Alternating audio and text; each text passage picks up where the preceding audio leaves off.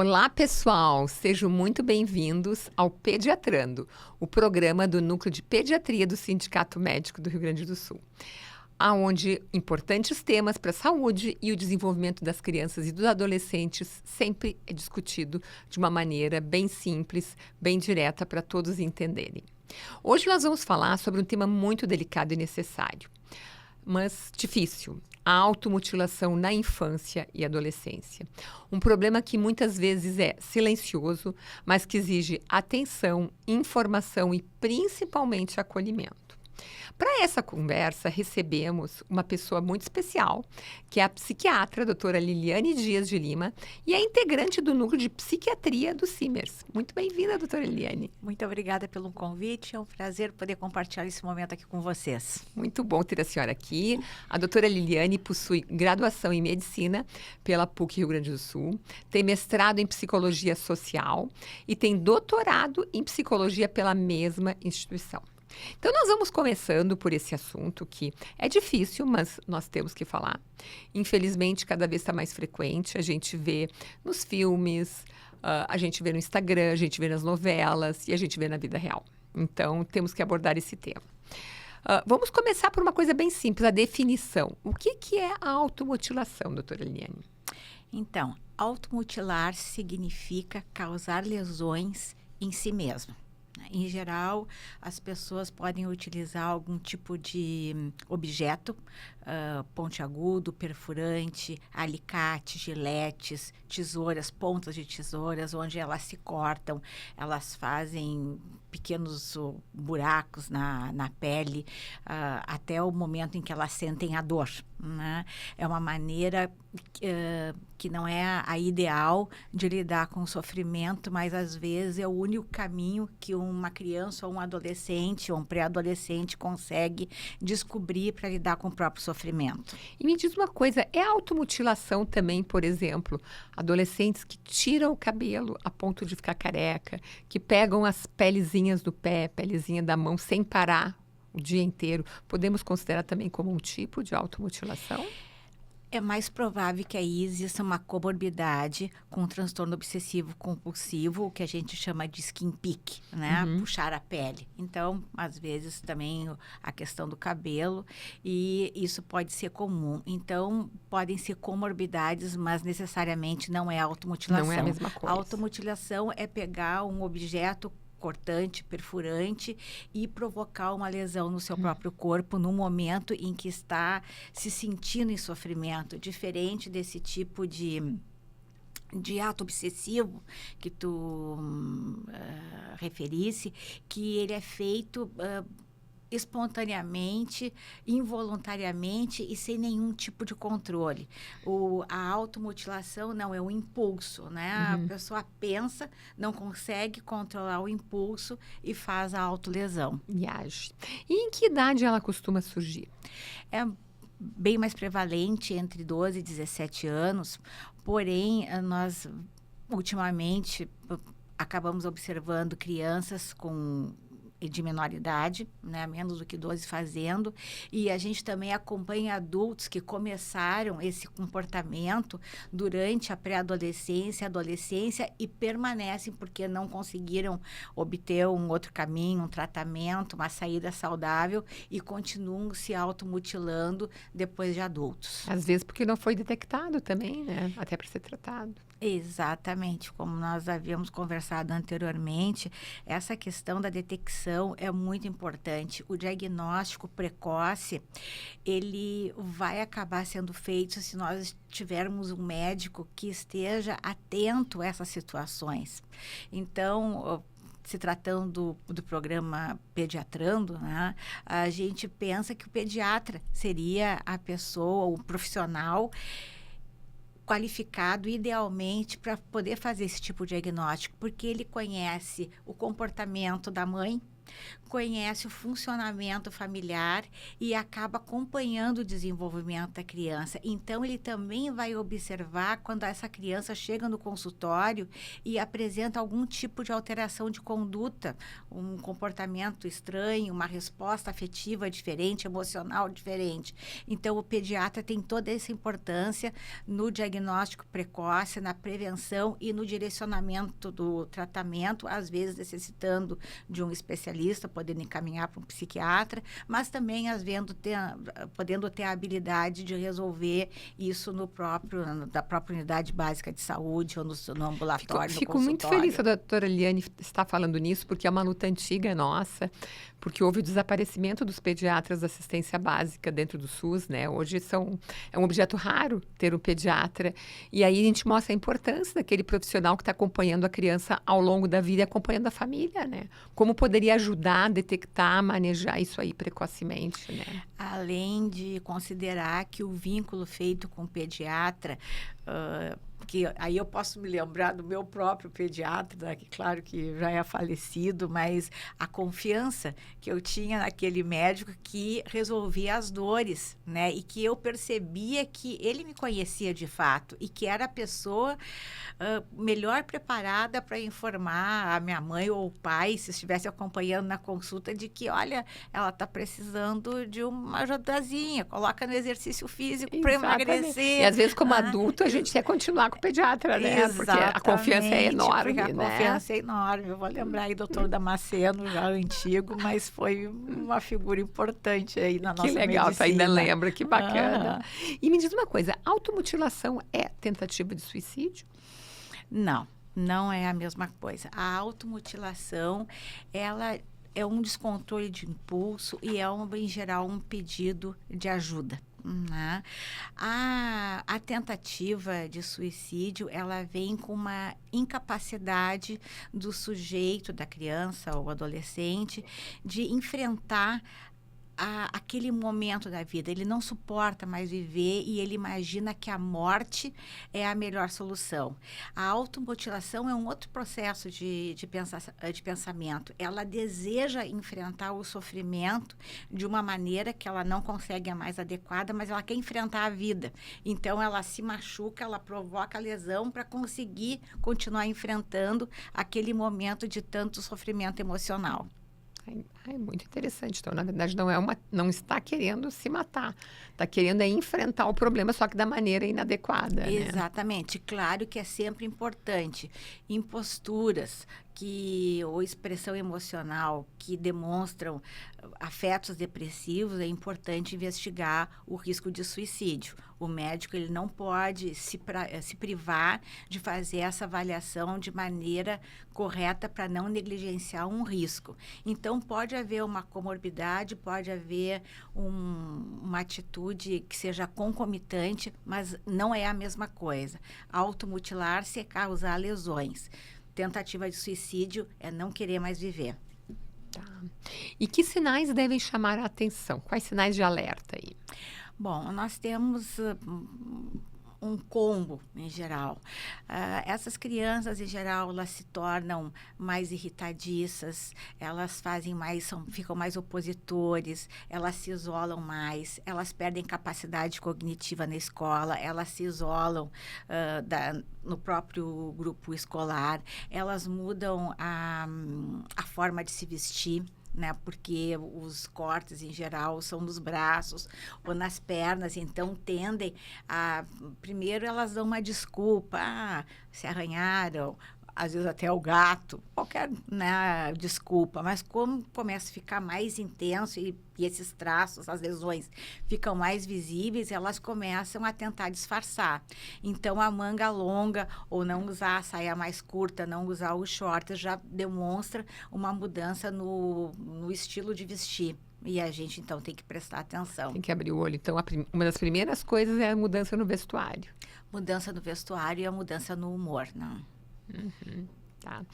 Isso que a minha próxima pergunta, se mudança de comportamento antes dos episódios. Então, seria isso, a mudança de humor? Exatamente, né? Ela começa a demonstrar situações em que evidenciam uma baixa autoestima. E quando a gente começa a não se sentir bem com a vida e consigo, o que acontece? A gente começa a desistir. Então, não tem mais tanto interesse pelo estudo, não tem vontade de participar de uma atividade em grupo, de ir na casa do amigo, quer ficar mais isolado. A gente tem hoje, que é controverso, mas a tela, às vezes, pode ser um inimigo, porque cada vez a criança ou adolescente fica mais recluso naquela situação de tela, às vezes assistindo séries que não são séries de incentivo positivo, de ensinar uma conduta de enfrentamento para a vida. Então, isso acaba prejudicando e alterando o comportamento dessa criança. E a gente pode pensar que a automutilação é maneira de chamar atenção ou não? Da família, Não, ou seja, de quem for? sim, não é uma maneira, não na maneira pejorativa de chamar atenção. Não é porque eu quero que prestem atenção em mim. Seria, quero que prestem atenção em mim porque eu estou em sofrimento e não estou conseguindo lidar com o sofrimento e nem consigo comunicar esse meu sofrimento de uma maneira adequada. Então, eu não sei lidar com a minha dor emocional, não sei o que fazer com ela, preciso me livrar dela a qualquer custo, então eu provoco uma lesão. E daí eu vou fazer um parêntese para quem é leigo, né, que quando se provoca, mesmo numa situação de acidente, se provoca uma lesão, a gente tem uma liberação de endorfina. Então, essas endorfinas, elas apaziguam, elas confundem o cérebro e dão uma sensação de que não existe mais a dor. Então, aquela dor física confunde a dor emocional e isso acaba perpetuando uma característica, uma maneira de se comportar e, às vezes, acaba participando, formatando um traço de personalidade que mais adiante vai trazer problemas para essa pessoa na vida pessoal, na vida de relação interpessoal. Que interessante.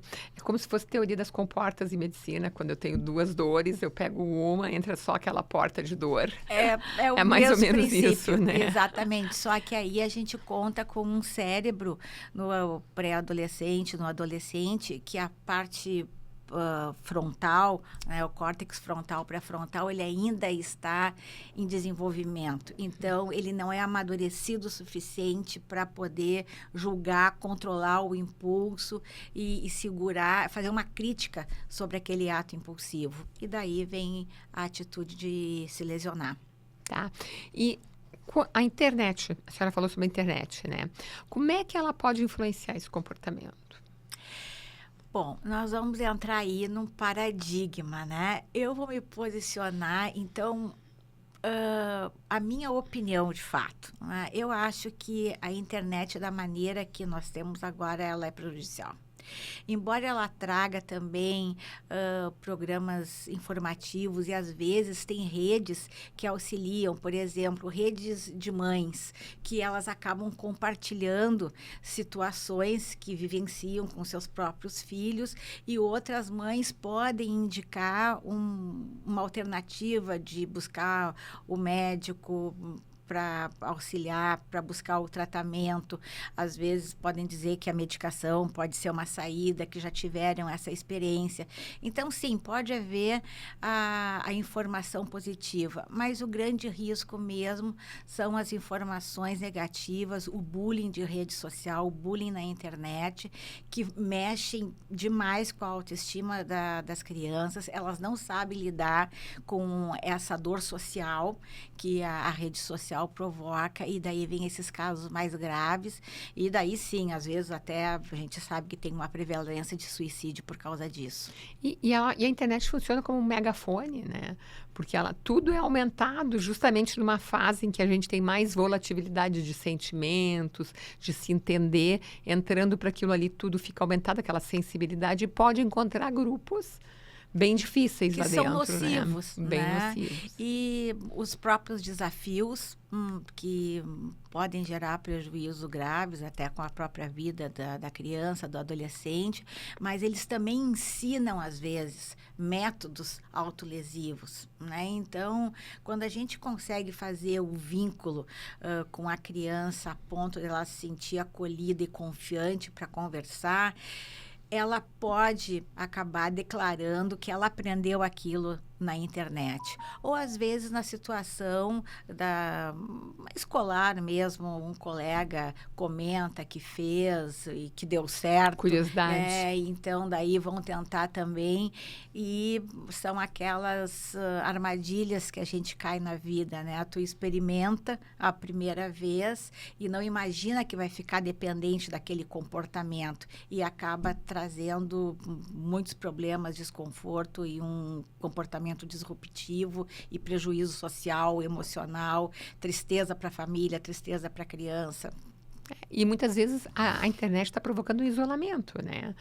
Essa criança e adolescente está isolado, apesar de estar em contato com milhares de pessoas, está isolado para interpretar aquilo. Ele não está dentro de uma roda familiar, uma roda da comunidade dele, né?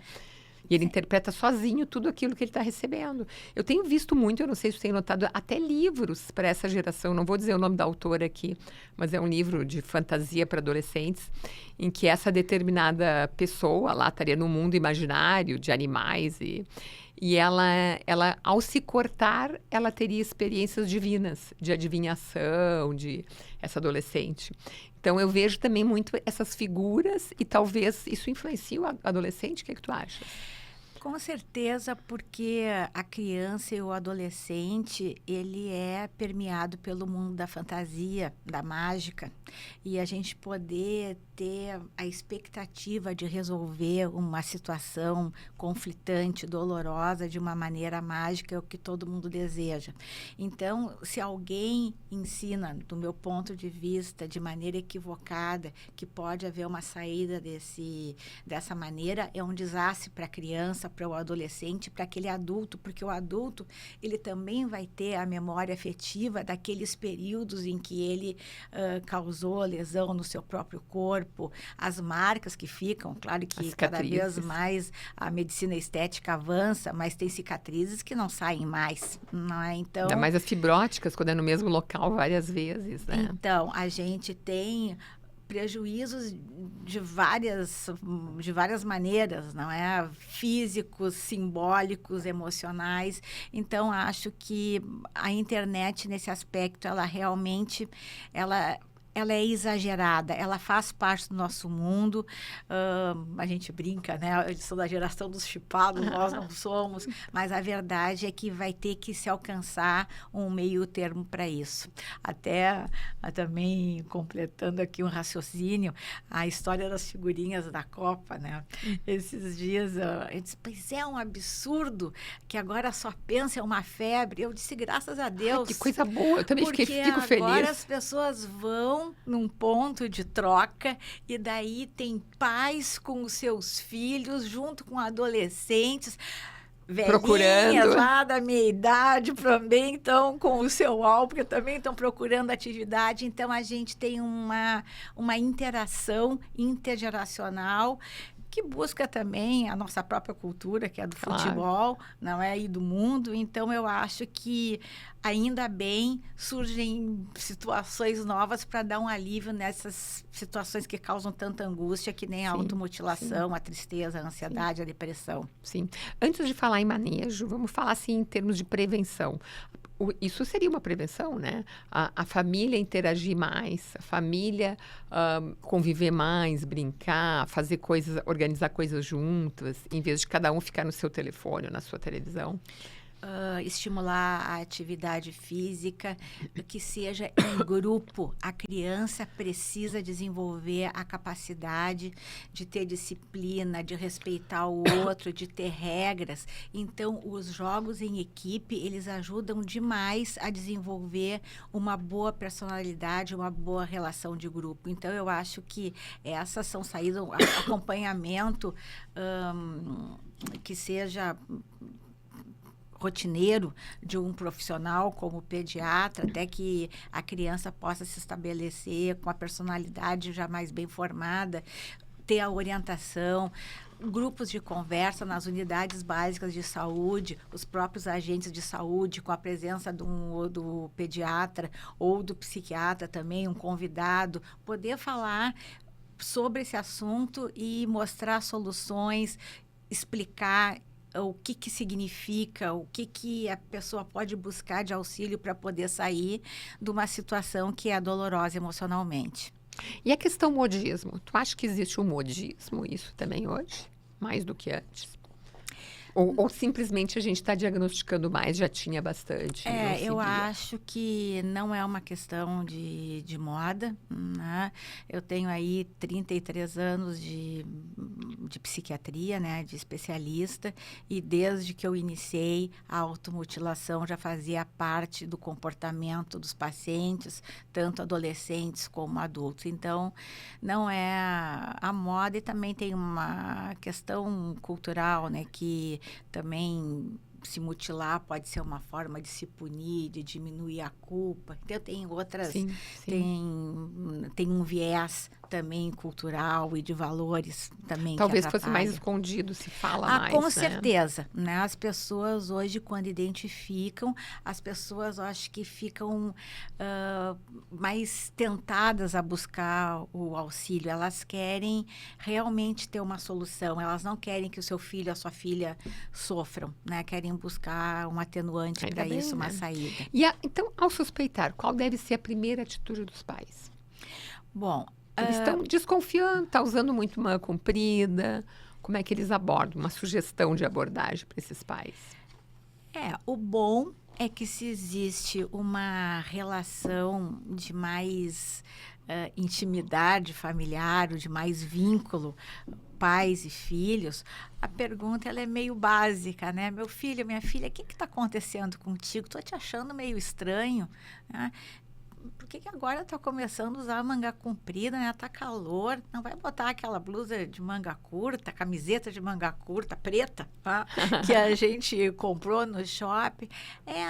Não quero, tenho um certo retraimento, já é um sinal de que alguma coisa está errada. E acho que o pai e a mãe podem dizer, olha, eu acho que talvez tu não esteja querendo conversar sobre esse assunto comigo, mas quem sabe a gente busca um profissional para que tu possa conversar melhor do que está acontecendo. Nem precisa se voltar para o assunto, fazer uma frase acusatória. Eu sei que tu Isso. estás... O que eles devem evitar fazer? não julgar, né? Porque... Não se apressar nesse julgamento. E não repreender. Eu acho que é o acolhimento, né? Eu sei que tu está sofrendo e eu quero uma maneira de te ajudar. Pode ser que eu não seja, como mãe ou pai, a pessoa que tu te sinta mais à vontade para obter essa ajuda, mas eu posso te ajudar a encontrar ajuda. Né? Então, não precisa me falar tudo, não quero entrar na tua intimidade, mas tu talvez precise de uma oportunidade para poder falar, até para que tu possa entender melhor o que é isso que acontece contigo, que quando tu sofre, ao invés de tu poderes verbalizar ou distrair o teu cérebro para outra coisa, tu te obriga a causar uma dor no corpo, uma dor física. Isso aí. E aí tem o pediatra também, para pelo menos o primeiro contato, passar essas dúvidas para o pediatra. Às vezes o pediatra pode conversar direto com a criança, sem a mãe, sem o pai, e ele se abrir. Dependendo de como for a relação. Eu já tive isso no consultório, eles se abrem, aí eles te permitem abordar, tu aborda isso com a família, e às vezes pega bem no começo, né, Liliane? Isso é diferente. Porque o profissional, o médico, o pediatra ou psiquiatra, ele vai saber fazer a pergunta de maneira que seja aberta e depois ele vai conseguindo objetivar melhor para buscar a informação necessária e a criança ou adolescente vai se sentindo confiante e ele vai falar espontaneamente. Assim como a gente avalia o risco de suicídio perguntando claramente, tu tens vontade de te matar, tu tens planejado a maneira, a gente também vai falar com a criança. O profissional vai saber, o profissional médico vai saber conversar com a criança, perguntar o que está acontecendo, por que está com essas lesões no corpo, o que significa para ela essa conduta. A automutilação, ela está dentro de que espectro de doenças? Da depressão, da ansiedade? Aonde que ela está dentro? Ela é um sintoma que pode acompanhar várias morbidades. Então, pode estar dentro da ansiedade, da depressão, de condutas de distúrbio de personalidade border. Então, ela pode se beneficiar, às vezes, até de medicação, né? Com certeza, porque a serotonina, um dos nossos neurotransmissores aí bem conhecidos, ele é importantíssimo nesse processo de regulação dos impulsos. Então, a pessoa sente o sofrimento, mas ela vai ter tempo para poder pensar e não agir de imediato causando a lesão. Ela vai poder ajuizar a situação de sofrimento e buscar uma saída mais saudável. Falando agora desde nenê, desde pequenininha, à medida que as crianças aprendem a comer, a socializar, a falar, a comer, etc. Uma maneira de prevenir isto é quando a gente ensina as crianças, por exemplo, a botar nome nos sentimentos, não? O que tu concorda? Porque eu acho que também tem um problema de comunicação, de não conseguir expressar o que está sentindo e se traduzir em atos, porque aquela dor não sabe como nem pedir ajuda, muitas vezes. Sim, né? Se os olhos não choram, o corpo chora. De alguma maneira a gente manifesta o sofrimento. Mas nesse mundo que a gente vive agora de transição, com tantas novidades, né, tecnologia, também acho que é importante que os pais possam ser preparados pelos profissionais de saúde também, que têm que ensinar os seus filhos a enfrentarem a vida. A dor, ela vai existir, ela sempre vai existir, desde que se nasce. O que quer dizer isso? Existe. Não devem proteger demais também. Ensinar que tem que enfrentar. Olha, tu tá com uma dificuldade com um colega, vamos ver qual é essa dificuldade, como é que nós vamos resolver isso dentro da escola, né? O problema é comigo, eu tô sendo muito impositivo. Bom, mas é o meu jeito. Quem sabe tu considera que também cada um tem a sua personalidade, tu também vai ter a tua. Como é que o que tu pode fazer para aliviar essa dor, né? Se for uma terapia cognitivo-comportamental, eles podem dar uma sugestão que é de fato assim, na hora do impulso, segurar uma pedra de gelo, não é? Porque isso vai disfarçar o cérebro. A dor emocional passa e não precisa fazer autolesão. Uma coisa bem prática. Isso é uma coisa prática. Ó, a pessoa pode olhar ali para eles e, gostei dessa sugestão. É a prática da terapia cognitivo-comportamental e sim, se orienta um paciente que está tentando o autocontrole e não vem conseguindo. Essa é uma prática que a gente procura ensinar e funciona. Existe um perfil de família ou de pais mais associados com adolescentes, crianças que se automutilam? Olha, não. O que se sabe de fato é que crianças e adolescentes que sofreram situações de abuso, bullying, estresse pós-traumático, traumas de diversas situações, a gente tem aí a geração da pandemia, da enchente, elas têm uma tendência a lidarem com mais dificuldade com as suas emoções. Elas não tiveram muitas opções de aprender a lidar com o comportamento, né? Ficaram, de alguma maneira, confinados. Então, o estresse leva a esse comportamento. Mas não, existem pais doentes, né, que realmente são doentes, os filhos são maravilhosos, né, cuidam desses pais, são resilientes, exatamente, e que cuidam desses pais. Eu tenho isso em grande amostra no consultório, não é? O pai e a mãe são comprometidos, às vezes foram usuários de droga pesados, aquele filho, ele lutou, ele foi resiliente, ele enfrentou a vida, ele se formou e ele hoje dá apoio para os pais. E às vezes a gente tem pais que são pessoas idôneas, são formados dentro dos seus valores, da sua ética, são parceiros, são casais com afinidades, né? Que às vezes mesmo não é, assim acontece. E mesmo assim, um filho sai disruptivo. Mas eu gostei do que tu falaste sobre a questão do estresse pós-traumático. Então, por exemplo, divórcios conturbados, onde tem muita agressão de pai e mãe na separação, também é uma situação que a gente tem que ficar de olho, né, nas crianças nisso. A criança, ela fica à mercê do ambiente familiar, né? Infelizmente, nós que somos pais e mães e fomos filhos, todos passam pela mesma pelo mesmo momento. Em algum momento, algum conflito existe. E eu acho que isso que a gente tem que trabalhar. O trauma, ele sempre vai ocorrer de alguma maneira, de maior e menor intensidade. Faz parte da vida, Faz né? parte da vida. A diferença é quem é que vai dar a volta por cima. Essa é a grande diferença, né? É encontrar o caminho para sacudir a poeira e dar a volta por cima. É isso que a gente tem que aprender e ensinar também. Doutora Liliane, estamos chegando ao fim do nosso programa. Se passaram os nossos 30 minutos. Nem notamos. E eu gostaria de perguntar se a senhora quer dizer alguma coisa ali para a câmera, para o nosso pessoal que está ali ouvindo.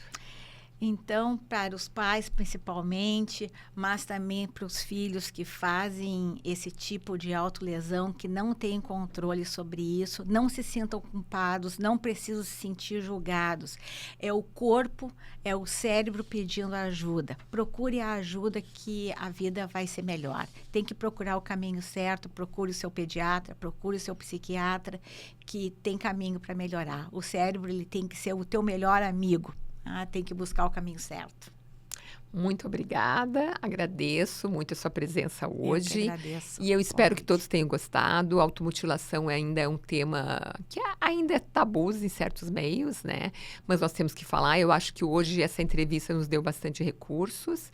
E eu espero que a senhora venha mais vezes por aqui. Vai ser um prazer se eu puder contribuir. Com certeza. Muito obrigada. Então, até outro Pediatrando, pessoal.